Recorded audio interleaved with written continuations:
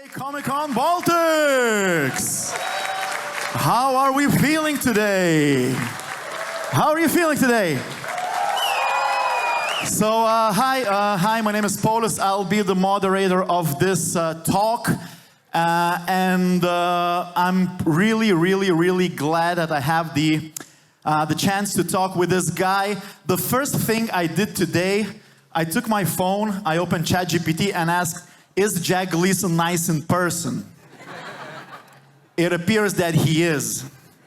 Contrary to his character of King Joffrey Baratheon.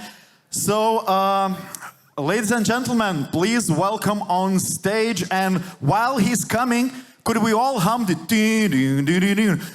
I'll show you how to do that. So, ladies and gentlemen, please welcome on stage Mr. Jack Gleeson.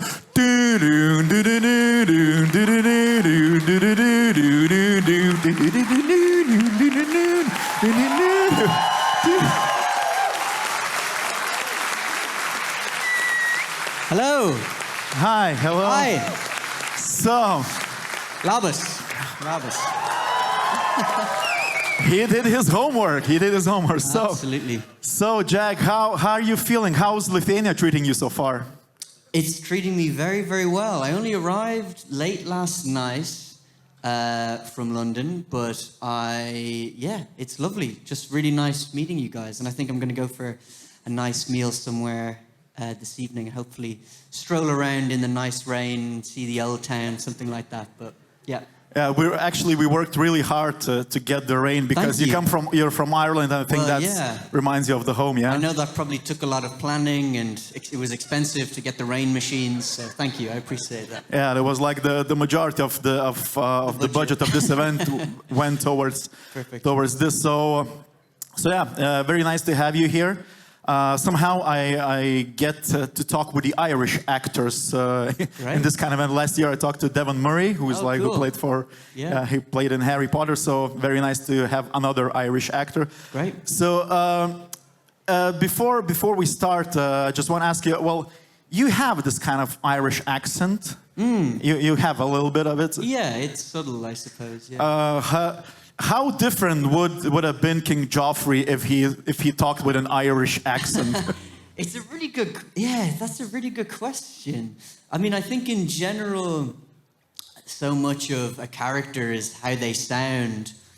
And obviously the kind of accent world within Game of Thrones was very specific. Because when you're reading the books, the characters don't have a specific English accent. I guess they just sound however way they sound in your own mind. So I suppose at some point the producers or whoever decided that, the Lannisters, in King's Landing, they're going to have this, what's known as received pronunciation, RP accent, which is the posh English accent. And I think it just really suited the character of Joffrey. I find it hard to act in my own accent because I can kind of hear myself talk and then it kind of distracts me. And I don't know. I guess if Joffrey had my accent, he'd be a lot kind of nicer or something. He wouldn't be as mean. So I'm glad he sounded different. Yeah. So let's start at the beginning at you getting the role of this King Joffrey character. Do you remember how old were you and what it looked like when you learned that you're gonna play this character? And did you know that he's gonna be this extremely villainous villain?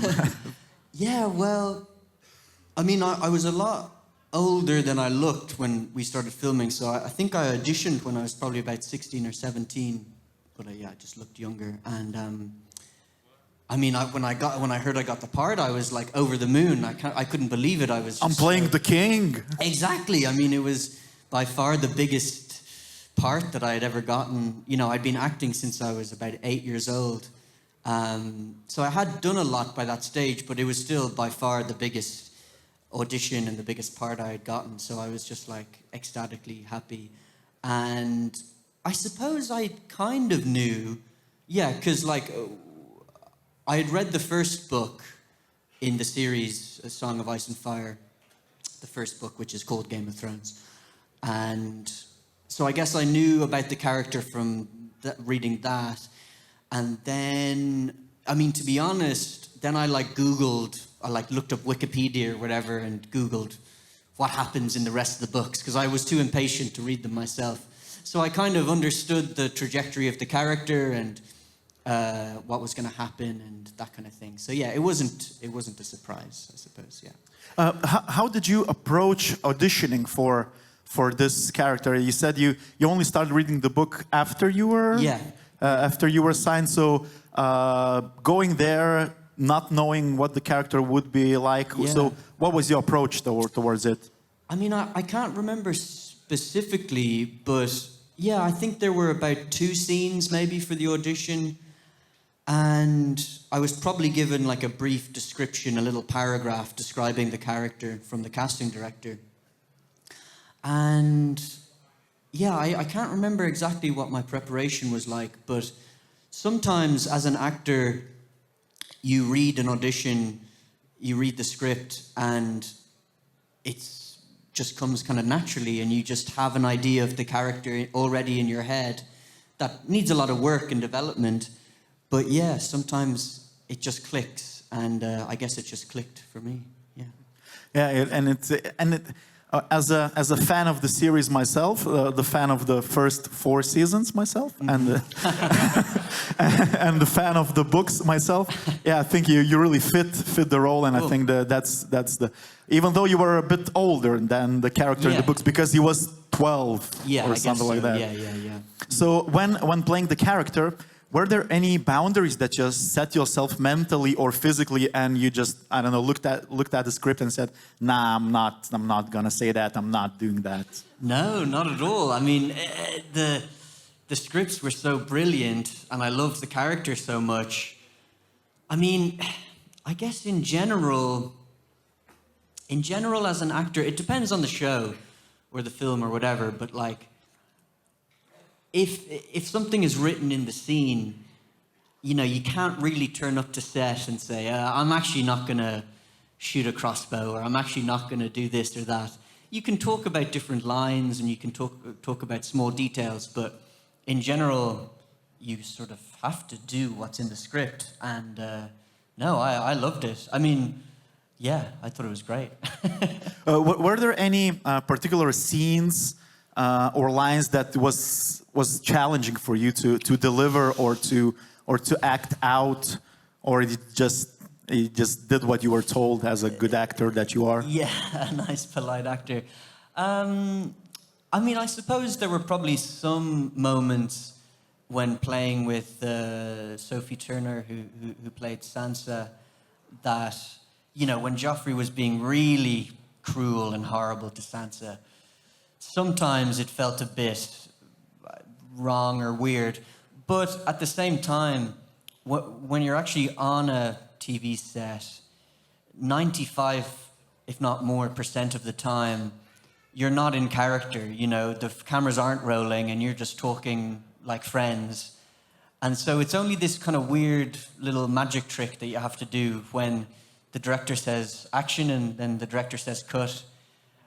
It's very make-believe, and it's very, you know, that's why we're there. We're there to do the job of making up these characters and delivering this fictional story.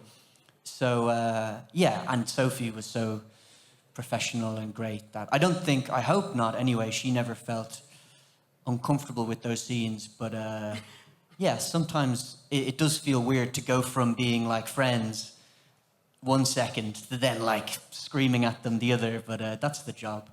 Actually, you reminded me of one scene in the TV series Extras by Ricky Gervais, when he talks to Sir Ian McKellen, and he said, "What's my method of acting, or how do I act so well?" It's Sir Ian, wizard, you shall not pass, Sir Ian. So basically, it was like that. It was Jack, then King Joffrey, and then Jack.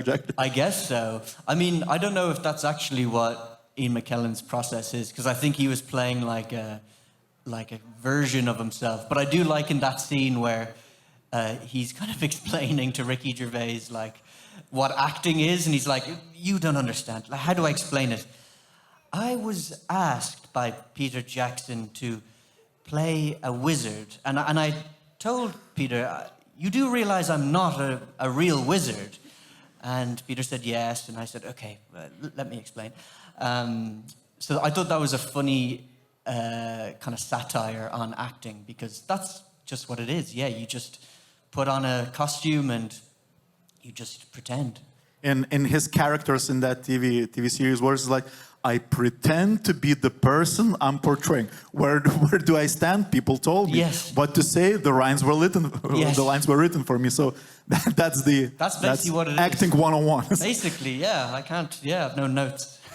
So you've already mentioned that you had a lot of communication, a lot of time spent with Sophie Turner, who played Sansa Stark.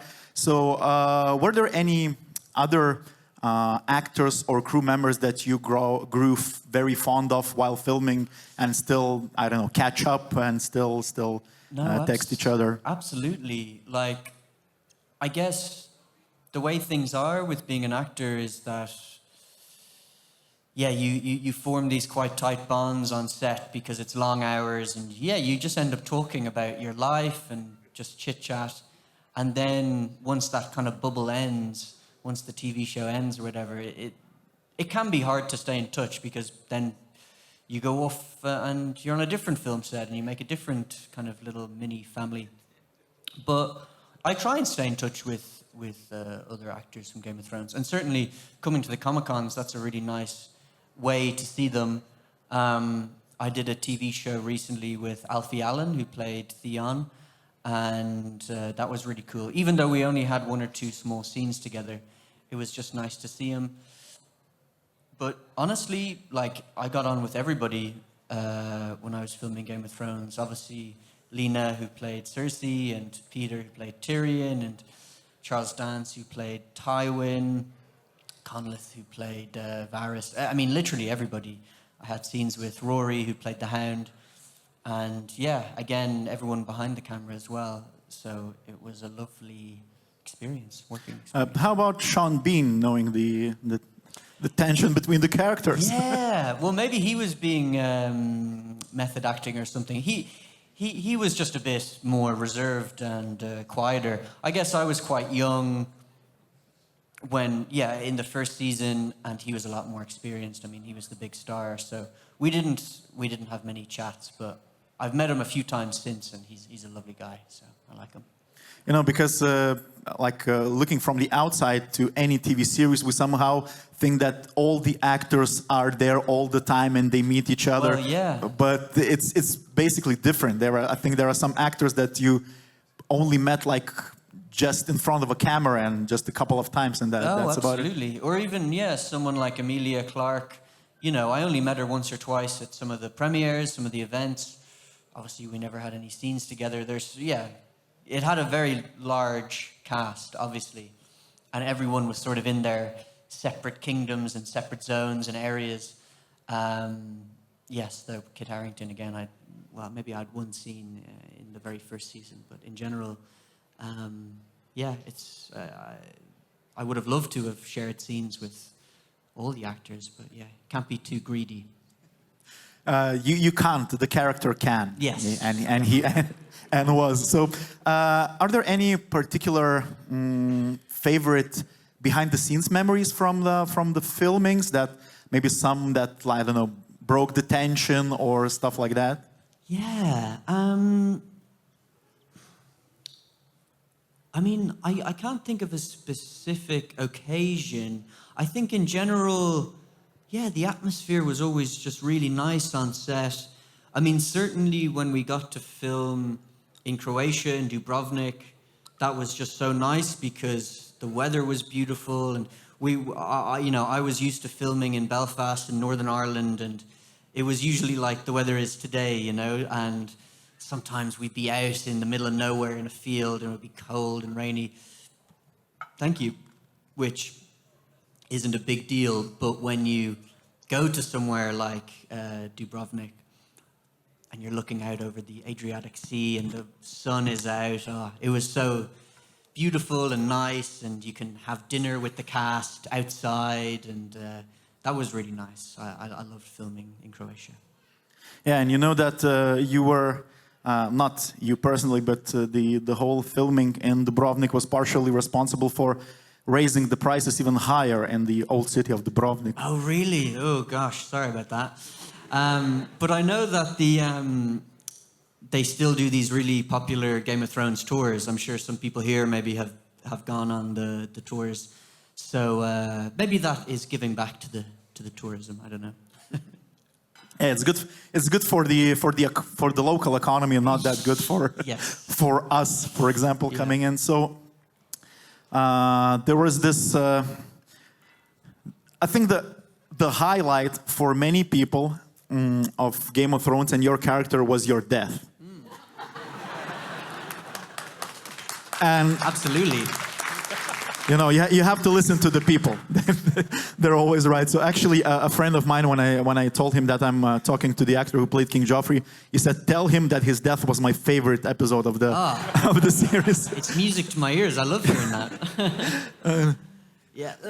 So, what was it like filming the death scene, knowing that this is your like send off from the series? Yeah, I mean, I guess. I just really wanted to make sure that it was a good scene, essentially, because I knew that it was important for the plot and for the future episodes. But also, yeah, for myself, because I thought the scene was so well directed and choreographed. There were lots of little moments happening, secret little conversations. But at the same time, I felt like it was my stage to try and lead the scene and yeah, just give a memorable performance, I suppose. And I loved it. It was probably one of my favorite scenes to film for that reason. And yeah, I just loved all the little set pieces, and even slicing the big pigeon pie, and the doves came out, and all these little moments. And then when it came to the actual choking moment, that was challenging too, because there's nothing more annoying when you're watching something and it's a death scene and someone's kind of acting badly, because it just takes you out of it. So we took a lot of time over that and tried to make sure that it was believable. And obviously they gave me cool special effects makeup, and they added in little things like blood coming out of my eyes. So I hope it was satisfying for everybody.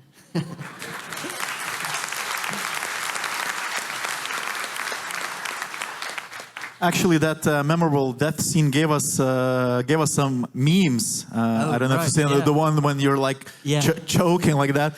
Have anyone ever sent you something memorable with this? Any meme that you still remember? Well, there's the one where it's like I kind of look a bit like shocked or something. I'm like, yeah. I mean, I can't remember specific memes, but yeah, I'm very, very proud to be a meme. Yeah. You know, not all the people enjoy being a meme, and it's great to know that. Yeah. Well, actually, that was your character, so that's, your acting made you a meme. Doesn't sound right, actually, what I told. But yeah, so after the filmings ended and during the films, did you take any like souvenirs from the? I know they couldn't let you keep the Iron Throne because it's not comfortable to sit in. Yeah, it couldn't fit in through my front door. No, I mean, there were so many things I would have liked to have stolen, to be honest. But now, yeah, a lot of the costumes and the crown and the beautiful swords, they're all in these tours, or like in the, I think there's one in Belfast, actually, like it's a exhibition. So more people can enjoy it. But I did steal one little fake coin that was actually from that death scene, the purple wedding.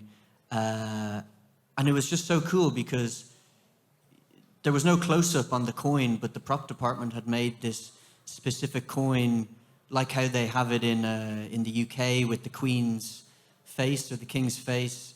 And so they actually made my face the profile, and they printed it onto the coin. So I just stole one of those. So. I don't think anybody noticed. You're one of the few living people who have their face on the coin. I know, so it's pretty cool. Pretty cool. It sounds pretty cool. Yeah. So did the role, the King Joffrey's role, did it affect how people treated you at that point and still treat you in the real life? Thankfully not, no. Everyone's always very nice to me, so I'm glad I haven't been attacked on the street yet. There's a first time for everything, but I feel like Lithuania is a safe place. I don't need any bodyguards. But no, I've never had any negative interactions with people that have watched the show. It's always been really nice, and yeah, I think people can separate the actor from the character, or else they probably need to go to a psychiatric hospital or something. Yeah, there's always this question: the art and the artist. And yes, it's a different one. So, yeah, speaking about King Joffrey, what was your reaction to global audiences' intense response to Joffrey, and how did it feel like to portray someone even ranked as most hated character on television? I mean, it's amazing, really. It's great. I love it because, I mean, first of all, I just enjoyed playing the part. And it was on such a great TV show that so many people loved and enjoyed. But also, I guess it's just fun to play a villain because it evokes or provokes a really strong reaction out of the audience. You know, you don't want to play the best friend or the guy in the back, or even the good guy, I don't know. I like playing the villains, and maybe it's because, people are screaming at their TV, and that's kind of really satisfying as an actor that you have brought this character to life so much that people are shouting at their TV and tearing their hair out. So I see it as a privilege to play those kind of characters. When you look back, when you reflect on your career so far, what do you think? The playing Joffrey did more good or bad for your career and your personal image, I guess? Interesting. I mean, the personal image, I don't know, but I think it's fine.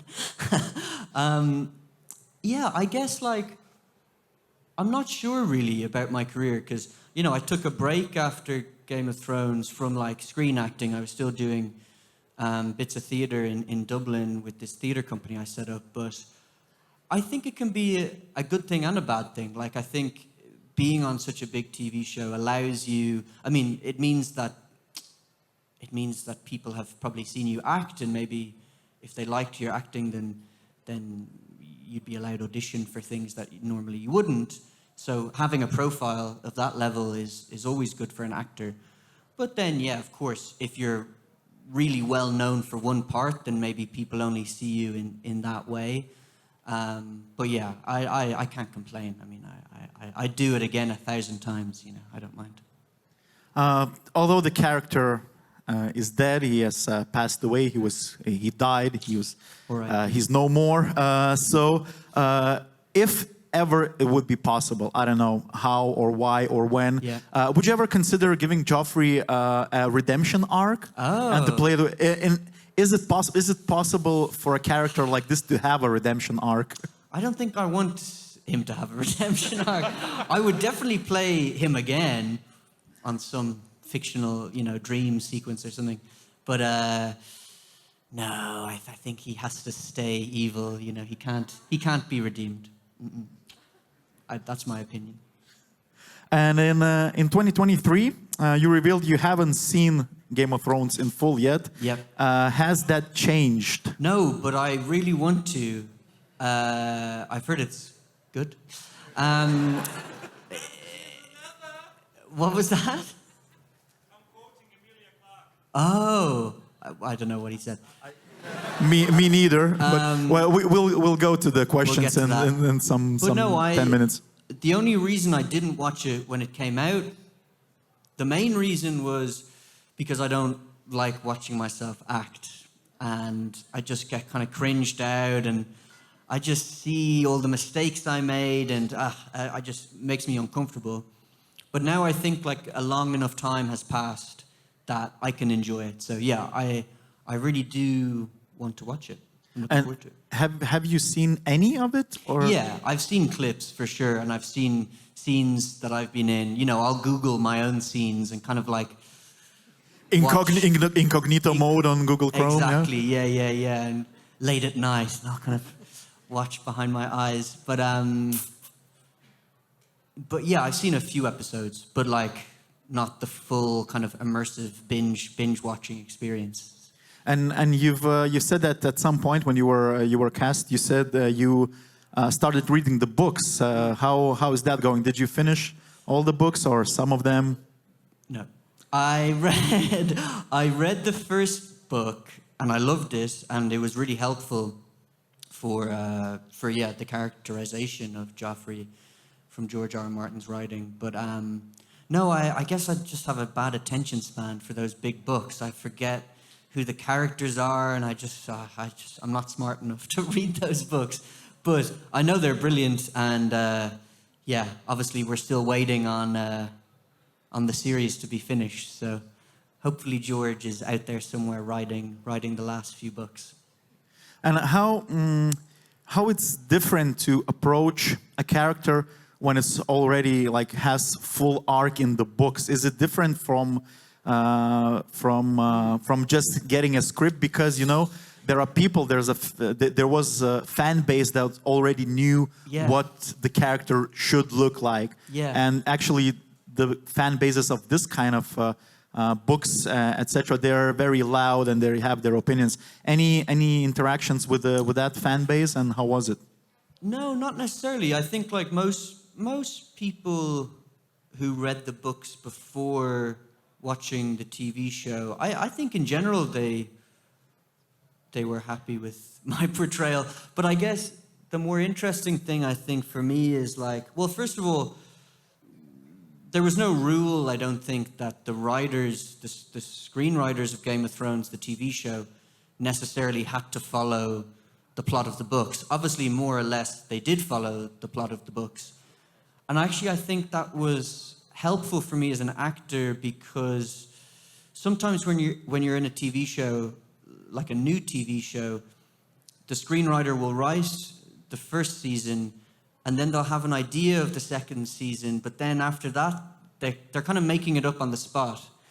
Whereas, because there was already a character arc in the books for Joffrey, that informed my performance, and I was able to kind of plan or plot where the character was going based on the character in the book. So that was helpful, because sometimes you're in a TV show and the scriptwriter just completely changes the character halfway through one of the seasons, and you're left kind of having to deal with that on the acting side of things. So I actually appreciated that there was a blueprint or a map that I could use for the character. So no bad interactions, no nothing. I don't think so. I mean, I think in the books, Joffrey's described, I mean, he's got long blonde hair. I don't have blonde. I mean, they dyed my hair for the TV show, and he does describe Joffrey as having these kind of big lips, So I've got quite small lips. But even reading that in the books, subconsciously, I think then when I was playing Joffrey, I would kind of pout a bit more to try and make my lips a bit bigger. And I think that helped the character. So yeah, I'm grateful for George's writing, obviously. So I think a lot of people were surprised that after you wrapped up filming for Game of Thrones, you just said you're quitting screen acting for I don't know, indefinitely, I think at the time. So why this decision? Where this decision come from, and why? I think it was a combination of things. Like, as I said, I'd been acting since I was 8 years old. And I was all I wanted to do all the time was acting, and I loved it. But I also had this kind of dream in mind since I was a kid that I wanted to be like a famous actor, basically. And then when I kind of became a famous actor, it was like, oh, I've achieved my dream at such a young age. It sounds kind of ungrateful, perhaps, but really it was just a feeling that I had really accomplished something that I had wanted to accomplish. And then I wanted like a new goal or something else to motivate me. Because maybe I just, felt like, okay, I've done that. So then I I co-founded, I set up a small theatre company in Dublin with my friends. I was studying in university at the time, and I was really involved in the drama society, and we set up this puppet theatre company. We did a lot of children's theatre, and that was really creatively satisfying because in a way what I love about acting for screen is that most of the time you just learn your lines, you turn up to set and you deliver your lines and then you leave and you don't have to worry about anything else. Whereas with the theatre company I had, I was involved in the writing, producing, directing, developing, everything, all with my friends as well, with my closest friend group. And that was just so inspiring and fun. And I just loved doing that for a while. And then after about 4 or 5 years, I missed the screen acting, so I went back to that. Yeah, and speaking about university, you said you were involved in some drama production, etc. What was it like for, I don't know, not for you, but maybe for other people? Because it seems a bit like if you come to play football with the friends of your friends, just kick about 5 aside, and there's just, I don't know, Wayne Rooney just waiting there, and just like, oh, and I wasn't told. Yeah, I guess I only acted in one production in the Drama Society in Dublin, in my university. And that was kind of like a pantomime. That was like a fun, silly show. It wasn't really like serious acting. And then everything else, I was just, I mean, you know what it's like. There's a lot of partying and, you know, nothing too crazy, but like it was the social scene that I loved from the Drama Society. And I did a bit of directing and, I don't know, just hanging out really. So it was like the atmosphere that was really fun. But no, I didn't do specifically any serious like dramatic acting there. Yeah. Okay, so yeah, I see there are some people lining up for asking you or maybe possibly me something, but I think it's about you. No problem. So yeah, we can listen to the first question, please. Hello. My king, may I ask? Bend the knee. Oh. No. That's not necessary. Sorry. I have 2 questions. One is associated more with the character, Joffrey. Mm-hmm. At the first and second season, we see that Joffrey, becomes a king. But we see this connection with Tyrion Lannister, Peter Dinklage, which plays the part. Do you think that his teaching of Joffrey, the king, made him not to become the Mad King that was before the King Baratheon? So your question is, did Tyrion's presence Did it help? That's a good question. I mean, because I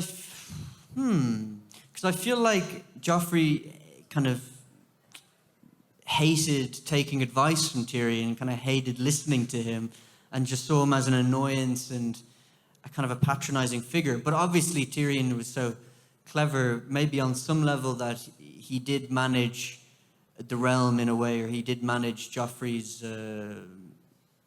egomania or narcissism, whatever way you want to call it. But yeah, what do you think? Well, what's your opinion?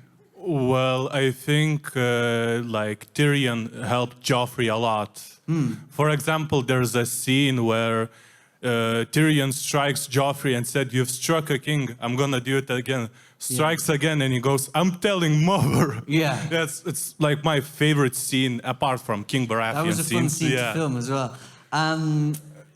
But yeah, I feel like even that scene, I think Tyrion tried to control Joffrey, but I don't think he succeeded necessarily. Yeah. Yeah, and your second question, please? And my second question is, I share the dream that you had when you was a king, not a king, a kid, sorry. I'm also an aspiring actor, and one day I want to become a famous actor. Do you have any advice how to become one? Oh my God, there's a lot of luck. I hate to say it, but there's a lot of luck involved. Yeah, in a way, I was just in the right place at the right time. I was also lucky that since I was a kid, I was in these drama clubs and drama groups, and I was able to practice lots. I didn't see it as practicing; it was just playing with my friends. But just like learning anything, cooking or football or learning anything, you just have to do it lots and lots and lots and lots and lots and lots. That's what I do as well. Well, a lot of great. theater, yeah. Well, then you're probably a good actor then if you've been putting in the hours. And Not really. I'm trying my best learning. well, you know, we're also bad judges of ourselves as actors. I don't think we can say that about ourselves. But yeah, just practice. That's the only advice I can give. Thank you. And can I get 1 second? Yeah.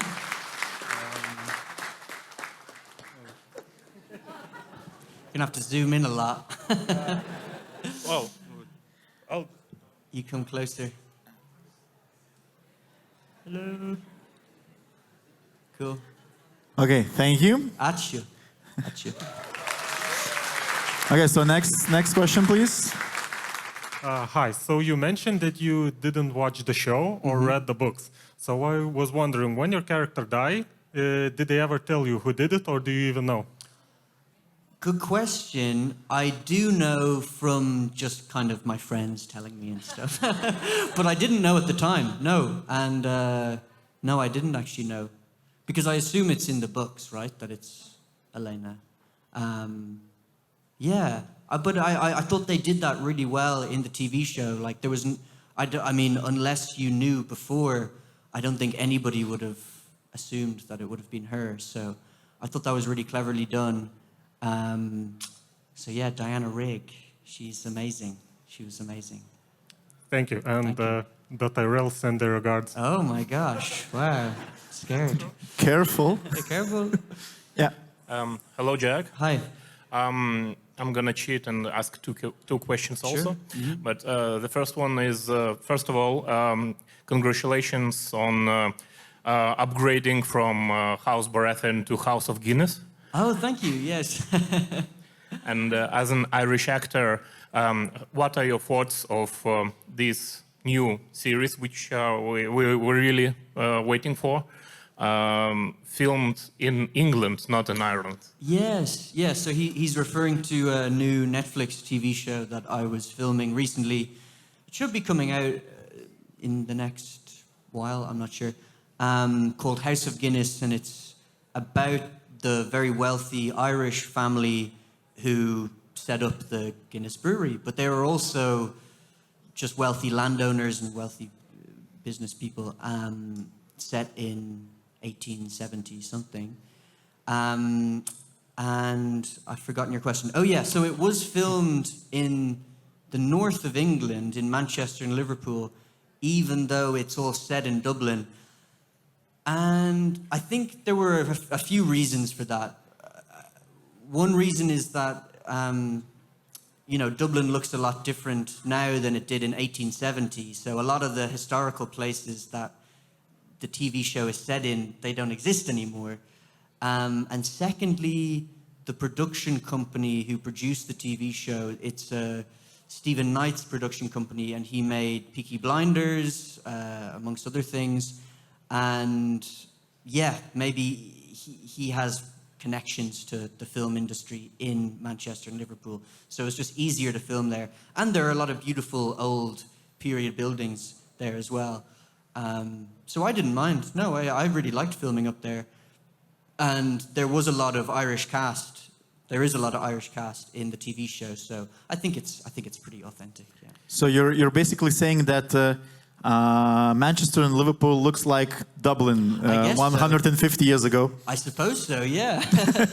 Yeah. Okay, And the second question is about Collapsing Horse. Oh, yeah. Well, thank you for that. I had a glimpse of Barons in Space. No way.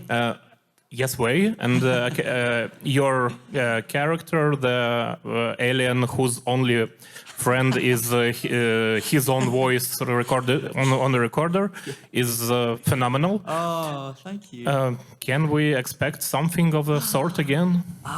That's such a good question. So again, he's referring to one of the theater shows I made when I was taking my break from screen acting with my theater company. And this was yeah, such a fun show. It was called Bears in Space. And it was about two bears who were puppets. The whole show was puppets. And it was just this silly kind of surreal adventure story, kind of like a Pixar-esque story. And yeah, we came up with this really silly character where I was kind of like a goblin who lived in the woods, and yeah, his best friend was his own voice that was kind of trapped inside a tape recorder. It was very weird. And to answer your question, I really hope that we could do the show again, or maybe even make it into like an animated TV show. We've been talking about that. But so did you actually see the show? Some parts of it legally, which I got legally, of course. I didn't know it was available to watch legally or illegally, so maybe I'll try and find it. But that's cool. Thanks for watching it. Thank you very much. Thank you.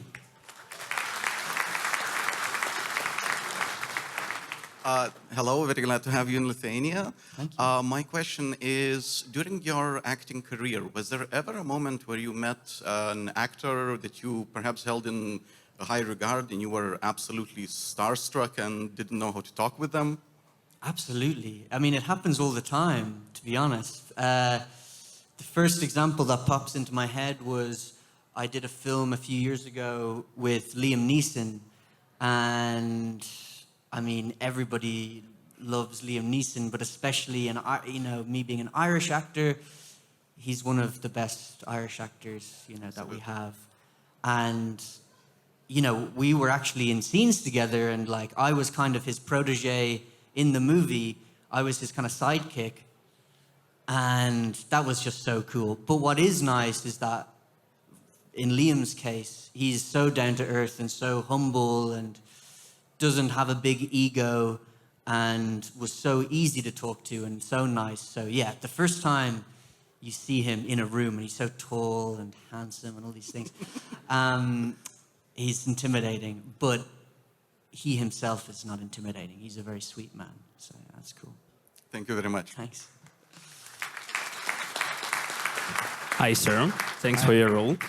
You mentioned that you would like to play villains more than like good heroes or something like that. If we are talking about villains in fantasy world, who will be a pure evil who you would like to play? In fantasy, oh my God, now you're testing me. I mean, it would be cool to be in like a Star Wars. Maybe not even in fantasy, maybe some additional like worlds or something like that. Well, like for instance, a part I always wanted to play since I was a kid was Puck in Midsummer Night's Dream. And he's not necessarily an evil character, but sort of mischievous. And my dream came true, so I got to portray that character in the upcoming season 2 of The Sandman. And so that should be coming out soon. So that was just a dream come true. And yeah, the character in The Sandman was a lot more evil actually, as you'll see if you watch it. So that was really cool. That was my dream come true. Okay, thank you. Thanks. Hey, nice to see you here. Thanks. I have kind of scientific question about your character.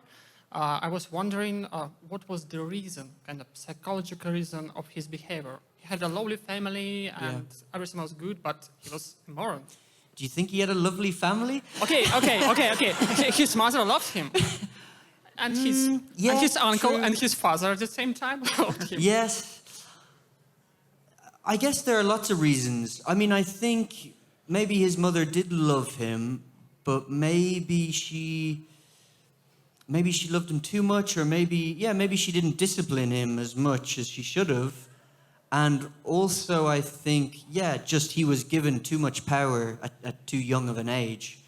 And just being a spoiled brat, really, just being too privileged. And he needed somebody to, well, I was going to say slap him. He did get slapped quite a lot. But maybe he needed more slaps to really be told to behave. I guess there was also this aspect of him that maybe not getting the love he needed from Robert Baratheon made him feel insecure and anxious, and he always felt he needed to prove himself to be the big guy, to be tough, so he would get his father's approval. And I don't know, I guess some people are just horrible people. But yeah, because I suppose Tommen was okay, wasn't he? He wasn't so bad. But he ended his life with suicide. Yeah, so there's sadness there as well. Yeah, I think just too much power. I think power corrupts people, so it's not good. Kind of silver spoon. Okay. Yeah, silver spoon, exactly. Thank you. Yeah, Thank thanks. So yeah, just for the order, yeah, we have time for 2 more questions. So yeah, that's good. And please, if you could keep them short, that'd be very good. Okay. Hello. Hi. There was one specific scene from Game of Thrones that I want to talk about, very sadistic one, with the 2 prostitutes in a room. And my question is, what was the dynamic on the set? What was going on in your mind, and how could you still live with yourself? Yeah, I mean, it's funny. I was talking to some friends about that recently who aren't actors, and they were asking me, what it's like when there's nudity or something like that. And it's one of those things. It's weird. It's like it's strange for about 10 minutes, and then you just forget about it, and it's just normal. And yeah, I don't know. The human brain is able to just adapt, I guess, to weird scenarios. So yeah, it was all pretty professional and just normal, I think. Yeah. Okay. Yeah, that's the answer. Yeah, and the last one. So how you felt sitting in the Iron Throne? It feels great. It feels really good. And one more last question. Are you planning to act someone even more villainous, even more evil, or you are planning to act more on the good guys this time in the future? No, I like the villainous roles. Listen, I don't mind playing good guys as well. I don't know why. I just enjoy playing the bad guys more. So that's hopefully you'll see more of that from me in the future. Thank you. Thank you. Thank you. And just the last question. Is it correct that I read on the internet that you're some kind of a Man United fan, or is it? Oh, no, not at all, actually. Oh, thank God, Sorry. thank God. Because, you know, on Thursday was this game and they they failed. Who do you support? Spurs fan, you know? Are you? Yeah. Actually, oh, well, congratulations. Thank you. Well, and I think we can end on this note. So, Jack, any last words for the audience? Oh, just thank you so much for the lovely questions, and yeah, I can't wait to spend a few days in your lovely country and city. So thanks for having me. So, ladies and gentlemen, Mr. Jack Gleeson, and see you around.